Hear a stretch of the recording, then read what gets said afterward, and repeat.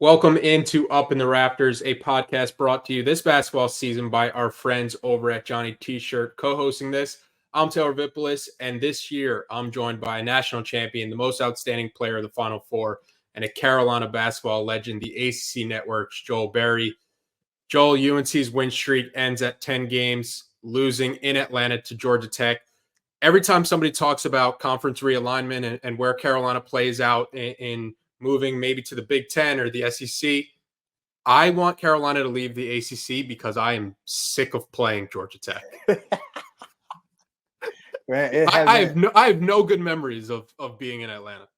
It's not for some reason, man. They got our number. Football, and basketball. I mean, we can't catch a break with Georgia Tech. I don't know what it is about Atlanta. I mean, wasn't the football game in Chapel Hill? Or was it in Atlanta? It's been in Chapel Hill. It's been in Atlanta. This past year, it was in Atlanta, but we lost to them last year in Chapel Hill, and we lost to them the year before in Atlanta. Yeah. It's just never good. Yeah, I don't know what's up with them. I don't know if it's something that we don't know of or what, but we had problems when I was there. So I don't know, man. But hats off to them for getting it done. I mean, you got a chance to make a statement. So from that national championship year, I think if you had to pick the most shocking loss, it was that ACC opener against Georgia Tech. Oh yeah, for sure. I think it was a shock to everyone. And then it was like in the middle of the season. We just I think we were on a win streak, just like how the team now is or was. And we went in there, man, and it was just one of those games, man. It's just like in the midst of the season, you're on the road, you're tired, and it's not, it's not taking anything away from Georgia Tech. They still have to play the game. But it's just hard to win in the ACC, and every night you got to show up no matter what. But man, Georgia Tech just seems to have our calling card, man. Something about Georgia Tech. Georgia Tech wins by a final score of 74-73. Carolina got the look they wanted to end the game. The refs kind of swallowed the whistle on RJ Davis's drive to the basket. Probably would have given Carolina the lead with the way RJ Davis shoots free throws. What were your biggest takeaways from this game, and what kind of stood out to you for how Carolina lost this game? Yeah, it's one of those games where, Georgia Tech, they're one of the weird teams in the country because they have really big wins. Mississippi State, they got a big win against Duke. They have a big win against Clemson, and now Carolina. And they're one of those teams. If you give them confidence early on and they hang around, then they'll be able to stick around and have a chance at the end of the game. And I think that was the case.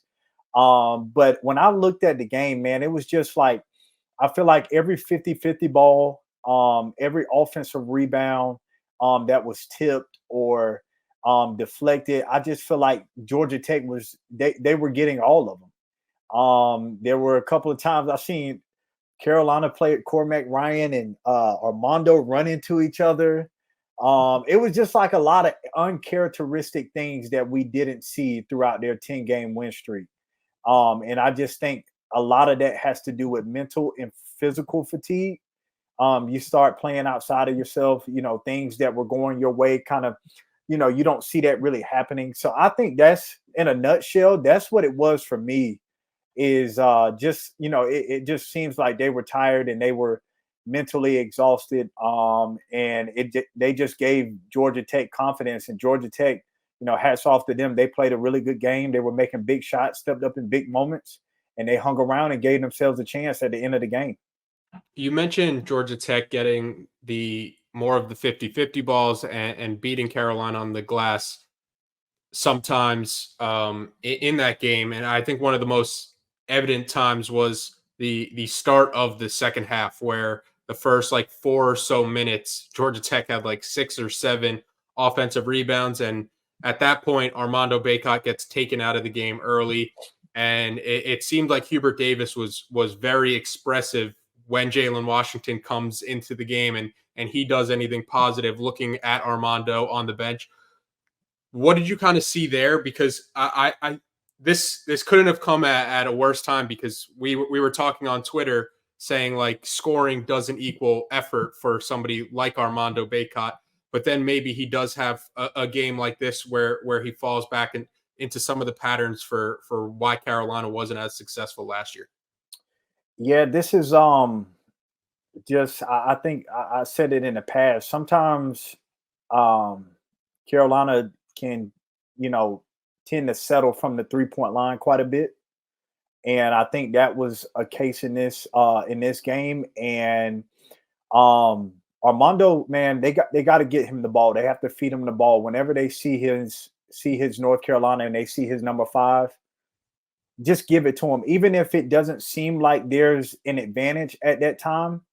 Get it to him, because he has the impact of being able to make plays up under the basket. Like in the first half, they went to him a couple of times, and he scored probably about every time he got the ball. Or if he didn't score, he was bringing double teams, and then from there, you're playing at an advantage. And so I think Carolina has to realize sometimes it's just about getting the ball in there, even if Armando isn't wide open.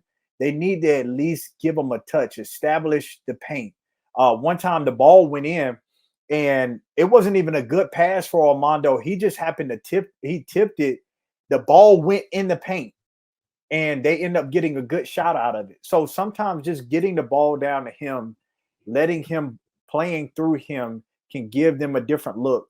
And I'm sure that was part of his frustration the other night, was that he wasn't getting the ball. I saw him one time in the middle of the paint. He was like jumping up and down, like, give me the ball, give me the ball. And the perimeter players just looked him off. So I think they have to. That's something that needs to be discussed as far as getting him the ball, even if he doesn't have that advantage and it doesn't look like he can score in that small glimpse of time. In their Duke press conference, Armando Bacot and RJ Davis were talking about when they got back from Atlanta, that they had a players only type of meeting talking about the Georgia Tech game and what they could have done better. What do you think that kind of says about the team? And did you guys ever have any moments when you were in Chapel Hill of like, hey, coaches, like, we don't need you here right now. Like, we're going to talk this out and we're going to figure out what we have to do. That's a great point. I'm glad you brought that up, because that's something that's you don't want problems to continue to compound. You don't want any egos getting in the way, especially at this time. You know, it's one of those cases where success can kind of get in the way a little bit, and people can start doing some unorthodox things that you haven't seen within their winning streak. And sometimes those things need to be laid out on the table, because they need to be said early and often, before it turns into a big problem and it compounds throughout the rest of the season. And having those type of meetings are so beneficial and vital to being able to put that game behind them and getting on to the next game, because you just don't want anything lingering, and you want to be able to get everything out on the table and see what's going on. Because I'm sure there were a lot of things that guys weren't doing before that they were doing in that game, and that stuff needs to be laid out on the table. And I'm so happy to hear that they did that, because that is this is very essential, to have that type of camaraderie, to have that type of straightforwardness with your teammates, because that goes ahead and nips everything in the bud, and then we can move on, because they got a big time game on Saturday. Yeah, and I think it's one of those cases where like coaching and game planning can only take you so far. Oh yeah. You have to have that togetherness and that camaraderie that you speak of in that locker room. And when you look at this team from a basketball standpoint, from the Florida State game and the Georgia Tech game, so Carolina's two most recent games, you saw those two teams' game plans. It's attack Elliot Cadeau, try to get him in foul trouble, try to get him off the court. Cadeau was plus 12 in 21 minutes against Georgia Tech, but Carolina loses the game by 1 after he fouls out. If you're Elliot Cadeau, how do you kind of change the way you play, knowing how important you are to this Carolina team when you're on the court, but also knowing that offenses are going to just keep attacking me and keep going after me to try to get me out of the game. Yeah, it's one of those things. To your point, you have to realize how valuable you are, and there are some plays that you just got to let it go. If you find yourself in a bind and you're already behind, don't try to make up for it and make a stupid play um and cause a foul, because later on, that'll hurt the team. And I think that was the case. Look, some of those fouls were a little iffy. I think hats off to Nathan George, who was the one who really accumulated all of his fouls. Yeah. But hats off to him for being aggressive. But I just think for Elliott, you got to pick your time and your place. And you just got to be ready to take on that challenge. If teams are going to try to get you in a mismatch or get you in a switch, take on the challenge. Be ready to defend. But I think more of it is just being in the right place at the right time, making sure that his teammates and himself that they're communicating. That way, you're just not playing from behind, and you're being more efficient in your defensive style. So, some of those calls were iffy. I wouldn't see it as a huge deal, but in that game, it was a huge deal because I'm sure if he was on the court, it would have made a huge difference. Yeah, and speaking of iffy calls, Carolina gets the late game look that they want. They inbound it to Armando Bacot. RJ Davis comes down, attacks the basket. The refs don't blow the foul. The way they were calling the foul, I get the people who are like, oh, you can't call a foul in that moment. But if they were calling that foul the entire game, then you have to call the foul there. And especially with some of the ticky tack fouls Cadeau had. What's your experience with some of the refs in the ACC? Because I'm pretty sure you had a pretty notable moment where you went to Teddy Valentine and he turned his back on you. So it's no surprise when I'm watching this game and I see Teddy Valentine, I'm like, here we go. That's when I first knew it was going to be a long night. Yeah, man. I don't know why he keeps doing that, and why isn't like some of his peers saying something about that? Like, the only thing that I have a problem with is, okay, I'm sure I don't know. I haven't seen the beginning of the games and the warm up lines when the captains split off, go to half court, talk to the refs. I'm sure RJ is that guy. And so my thing is, in those huddles, they say if there's anything that needs to be addressed, the captain needs to come speak to me. Come speak to one of the refs. So if you go to the ref and the ref turns their back, like they should be held accountable for that. Like us as players, we're supposed to be able to come to the refs. So they're able to come to us and talk, but we can't go to them and explain like what's going on. And so I don't know what. I guess Teddy just loves the TV so much that he just, that's his little thing. They need to make a little fake Twitter or something and just keep showing him turning his back, and hopefully that'll get his peers to pay attention. But I just think it's just really childish, to be honest. But besides, anyways, I digress on that. But I just think it's one of those things. You got to be consistent throughout the game. I know it's a tough call. I know it's a hard call to make in that moment because things are moving at 100 miles per hour. But to your point, if that's the way that the game has been called, you have to call that foul. And I think a lot of people think back to just recently with Tyrese Proctor against Clemson. That was literally the same type of situation. Yeah. The defensive player makes a bump, you snap your head back, it should have been called a foul. I understand refs are human, but you have to, like you said, the way that the game was called, I think Georgia Tech was in the bonus with 7 minutes to go. So apparently they were calling those tic-tac fouls. And I just feel like in that situation, you got a player going towards the basket. And you got a big man that kind of initiates and bumps RJ off of his line. It should be a foul call. Yeah, and speaking of RJ Davis, he was the only player for UNC to finish in double-digit scoring. We've talked about at times where being on a team where you have multiple guys who could go for double-digit points, but we've also talked about at times Carolina's reliance on somebody like RJ Davis, and you kind of saw the downfalls of that when players aren't having the best offensive night and you are relying on just one player to do most of your scoring. Where do you think this Carolina team does get into trouble when they do go through these offensive struggles and these points in a game where offense outside of somebody like RJ Davis is tough to come by?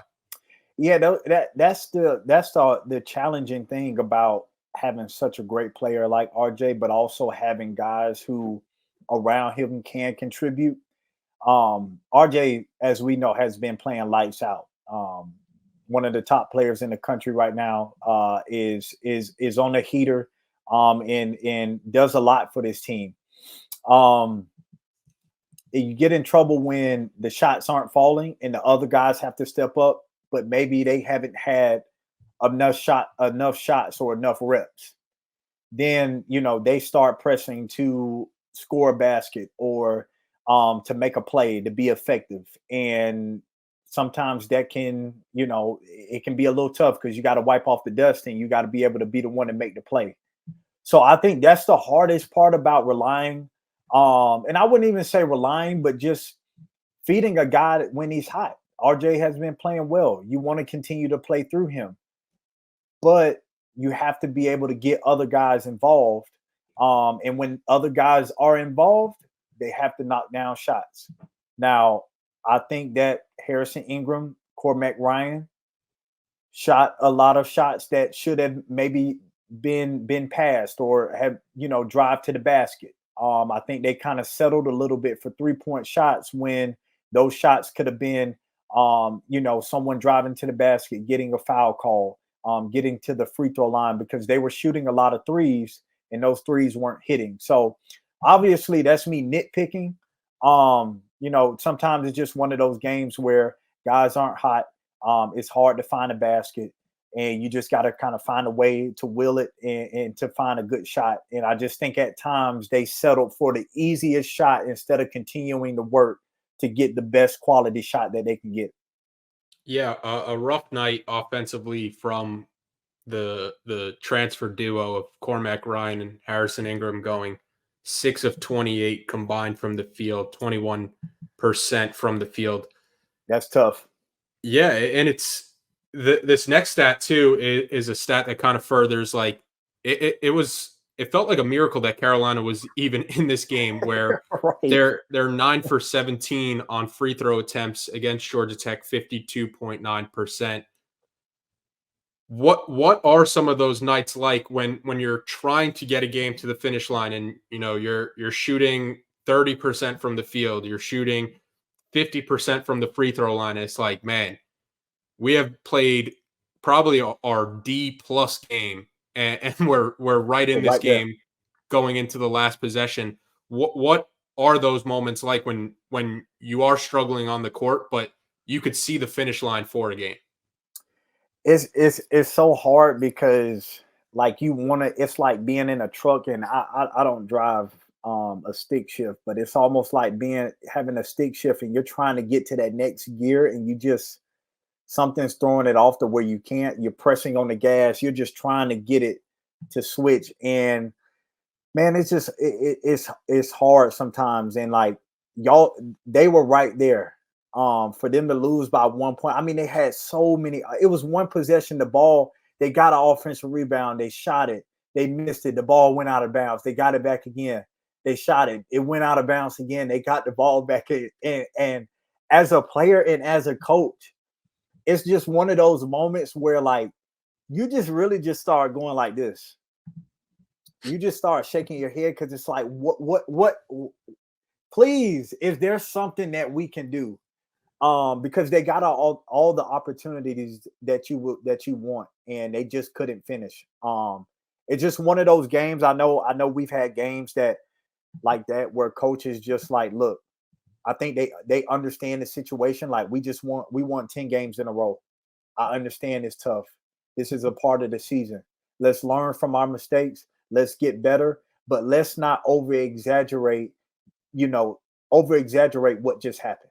I think that's the best way to look at this situation and the best way to look at this game, because it's hard to win. You got to play the games, you got to travel. And it's just one of those games where, like you said, you can see the finish line, but those legs just feel like they got cinder blocks on it and you just can't get them moving.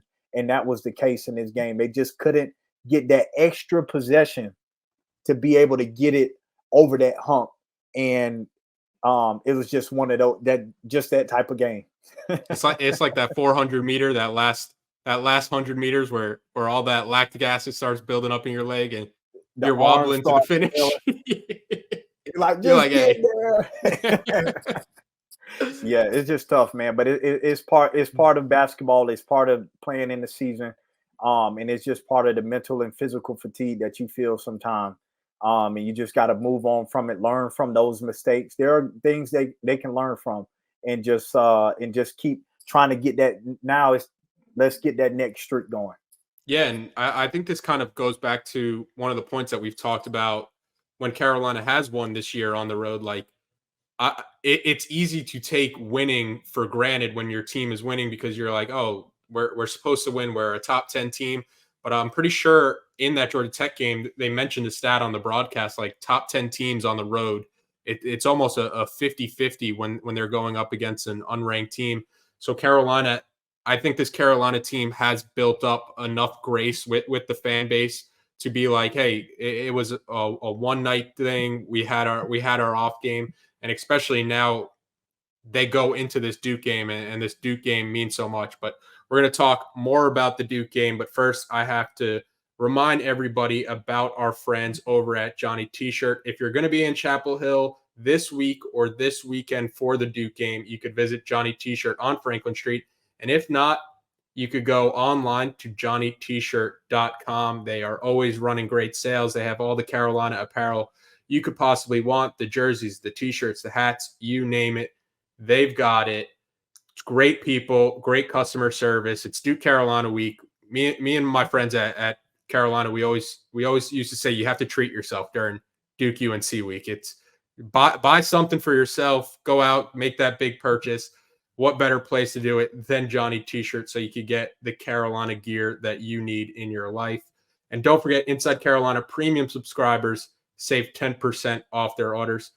All right, Joel, for the fans that haven't really watched this Duke team this year, if they're more of the casual, I'm only watching Carolina, and when Duke comes to town, I'm going to watch Duke play. How does Carolina match up with this Duke team? Yeah, Carolina, they match up well. I think looking on paper, they have a little bit more depth than Duke does. Duke is probably playing about 5, 6, maybe 7 at times, but they have a very short rotation. So I think that can be an advantage for Carolina, being able to get some fresh bodies in there, and bang. In particular, I'm just thinking about Kyle Filipowski and being able to bring, have Armando, have Jalen Washington come in there and really give them that duo in a different look. But Duke is a good team, man. They shoot it well from the outside. They're starting to shoot it a little bit better here as of late. Tyrese Proctor has been playing really well for them. He's playing at the caliber that everyone thought that and expected him to play at here in the last couple of games, averaging 16.5 points, and being that playmaker and then knocking down big time shots. But I think Carolina as a whole does match up well with the pieces that Duke has. What would you say are some of the areas that Carolina could take advantage of this Duke team, and where when you're looking at these two teams on paper, where does this Carolina team, you're like, oh, that's how Carolina is going to win this game? Yeah, I was watching Duke against Virginia Tech, and Duke does a great job of running you off of the 3-point line. They're one of those teams that will allow you to play in the mid range and kind of play towards going to basket. We all know 3-pointers hurt, and so they do a really good job of running you offline. And I think Sean Padula for Virginia Tech got to the basket a couple of times on Duke and had very easy layups at the rim.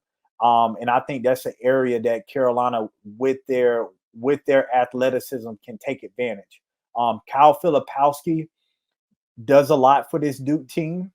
And I think it can be a disadvantage for them because defensively, he's not a shot blocker and does quite a bit. So I think that if you can really attack his legs, attack his energy, and be able to get to the basket, put pressure on him, that'll make him a little bit more ineffective on the offensive end. But they just do a good job of opening up the lane, allowing you to drive to the basket. So if there's any advantage or one particular thing that I say that Carolina can expose or take a look at and really try to hone in and put emphasis on is getting to the basket and really attacking them and making them become shot blockers. If you're listening to this podcast or watching this podcast on Inside Carolina, the Carolina fan is locked in on Carolina basketball the entire season. But the casual college basketball fan, their season kind of starts around conference tournament week, March Madness week. But there are a few games in the college basketball season that kind of transcend into the national spotlight. And it really doesn't get any bigger than Duke, North Carolina. When you look at this Carolina team, you have Elliot Cadeau playing in his first Duke UNC game. You have the transfers, Jalen Withers, Harrison Ingram, Cormac Ryan playing in their first Duke UNC game. What were the emotions like the first time that you took the court in a Duke Carolina game? All I could do is laugh because I was so nervous and scared, man. I was a little baby walking in there. And I was a 5-star recruit, and it was, we played in some big arenas, but I just think like I'm from Florida, so I really didn't know what the rivalry meant. And so I walked in the gym, man, and like as soon as I got dressed, went out there to shoot, and like all of a sudden, I just like naturally my eyes just started like I feel like I was like this the whole time during the game. It's different, man. The intensity is there. Just like the way that you feel like what's at stake. Like you try to prepare you try to prepare and treat every game the same.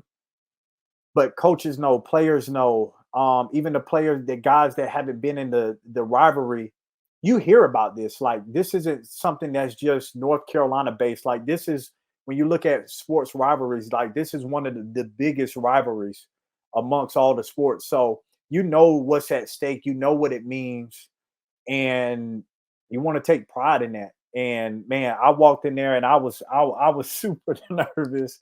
My heart was racing. I was sweating in places I didn't even know I could sweat. And you can't do anything about it. You just got to prepare and try to be as calm-minded as you can. But you know what's at stake, and it's tough to be sound in those moments. Is there like you have coaches for this Carolina team that have played in this matchup? You have players like RJ Davis and Armando Bacot who are well versed in what this rivalry means. Is there anything that like people could say to you that kind of helps it, or is it something like you just have to go out and experience for yourself and be able to figure out how to keep your own emotions in check? Yeah, it's something that you got to experience for yourself. I think it's just like it's the difference between like playing a casual pickup game. Not saying that their season is a casual pickup game, but I'm referring to like the intensity of it. Like, when you're casual, you can relax, you're playing the way that you want to play. But it's like as soon as someone throws some money on it, or you get that one guy that comes out there in the Michael Jordan and he's trying to, play defense, and now all of a sudden you got something to prove. So the intensity is there. I think that's the closest thing that I can describe is just like, when you're tense, things feel a little bit different. It's not as easy to be able to relax. It's almost like when you sent that text message to Coach Williams, you all of a sudden start tensing up and like everything, your head is all over the place and you just, it's hard to be calm. I couldn't focus on anything for a month. Exactly. That's what it is. So that's the type of feeling like just being tense, man, and then trying to relax in that moment. It's hard.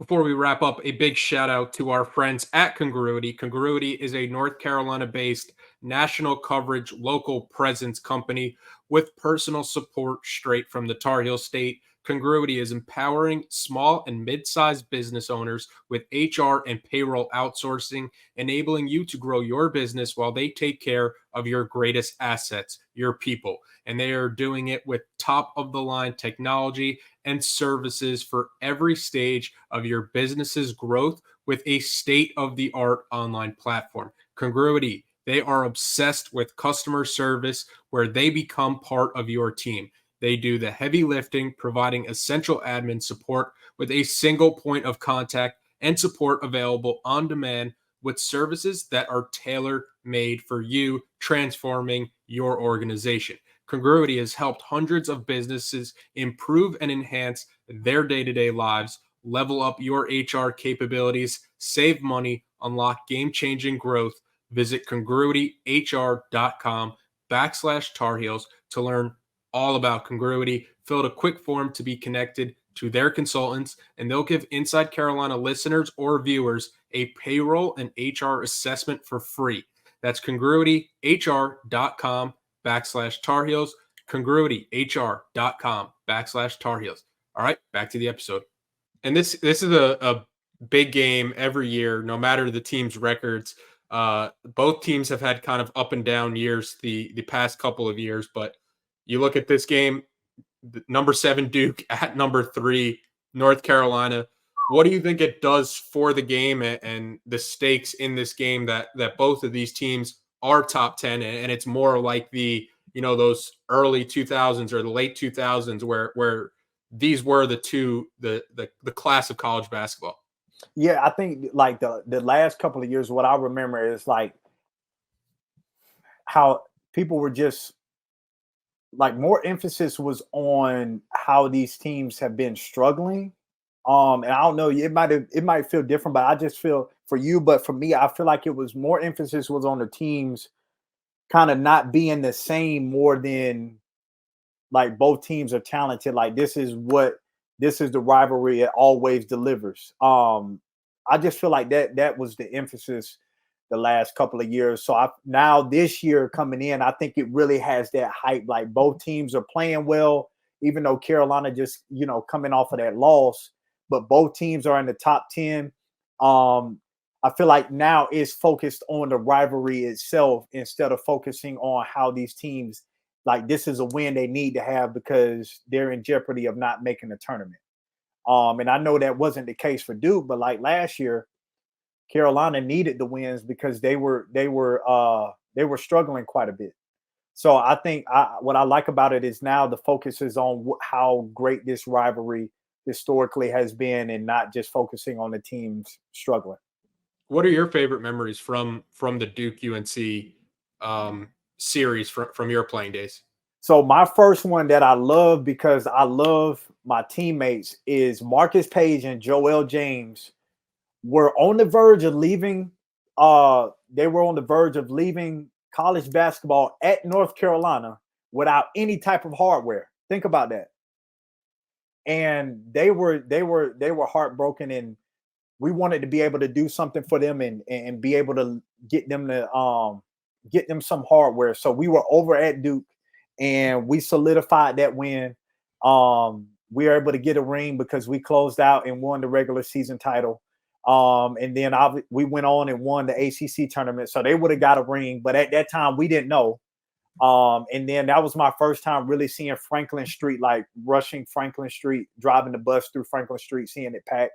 So that was pretty cool. My last one, or my other one, was 2018, beating Duke in Chapel Hill. Didn't know how we won that game, but we won it because we had Theo Pinson at the 5, which him guarding Marvin Bagley. I wish I could see like still photos of his face trying to guard Marvin Bagley. But we ended up winning that game, and my boys solidified it with the dunk. That was the hypest environment, and I'm glad the students got a chance to rush Franklin Street. Was the win at Duke before you guys went on to win the ACC championship? Was that the birth of that strongman gift? Oh yeah, it was. That's the video. I'm gonna have to post that video.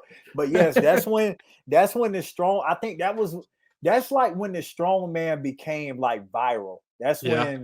when it took off, man. And then that's when people started calling me Hulk. So I appreciate the fans, man.